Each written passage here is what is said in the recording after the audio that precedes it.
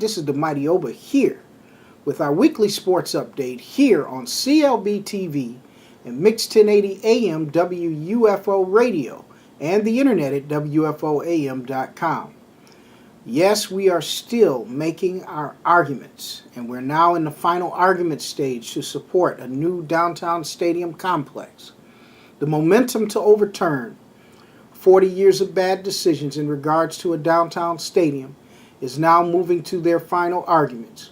When the campaign to accomplish this historic project started, many doubted that an endeavor of this magnitude would gain traction in Western New York. Well, the effort to educate and persuade the citizens of this region, I believe, has finally taken hold, and the naysayers are losing at this point. One of the principal arguments early in my involvement was, how are you going to pay for this? Your ideas make sense, but who is going to pay for this idea? Then I met Nick Strasik and George Haziotis of the Greater Buffalo Sports Entertainment Complex, and the argument totally changed. When George and Nick shared with me their plans for building a state-of-the-art complex which would include a 72,000-seat stadium with a retractable roof, a convention center, hotel, retail space, and a one-of-a-kind North American sports child interactive museum operated by the world-renowned Strong Museum of Rochester, New York. It reinforced my confidence that this project really could happen. The roadblocks for making this happen suddenly were pushed back because the GBSEC, which I abbreviate as the Greater Buffalo Sports and Entertainment Complex, had already completed contemporary site studies and contracted a world-class architectural firm, HKS, who have decided and designed the last 3 stadiums that have hosted Super Bowls. After looking at 5 different locations, the Outer Harbor in downtown Buffalo was selected as the best site that met the NFL specifications for a new stadium development project. The most important aspect of GBSEC's plans was the financing of the complex itself, which rivals just about every new stadium deal in the country.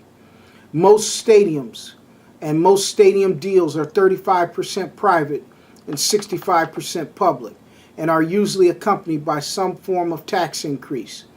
Not the GBSEC plan, which is 70% private financed and 30% public, with most of the public contribution associated with infrastructure improvements. The GBSEC has already invested about 5 years of work and well over $1 million in site studies that would usually fall on municipalities to complete. Finally, I believe that the naysayer argument has shown very little validity, and with the argument for this project gaining support all over Western New York, the only holdup is what will be the decision on the Outer Harbor land site. Will the NFTA do the right thing and deed the property back to the city, and then the city designate the GBSEC as the developer? This is the only holdup with this project moving forward. The action alone will cost taxpayers nothing.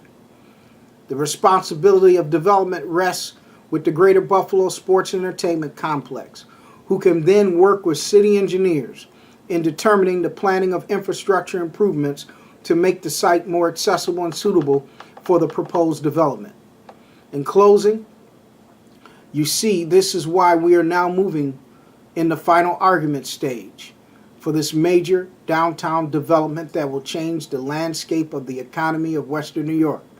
My recent interview with Indianapolis, Indiana Mayor Greg Ballard backs up the economic approach for the teams with NFL cities and shows why that this approach is the best approach in offsetting the investment that you make in having an NFL team in your region.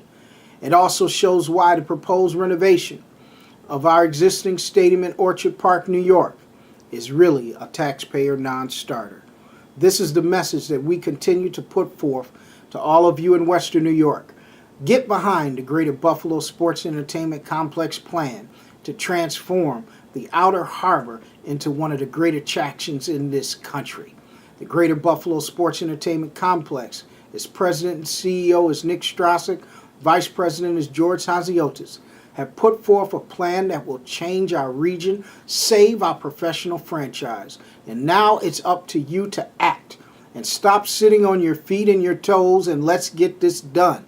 This is a project that is viable and doable for the city of Buffalo and Western New York, and it will help save our professional franchise and help bring back an economic region that was once one of the great spots in the world back to its prominence. I'm the Mighty Oba.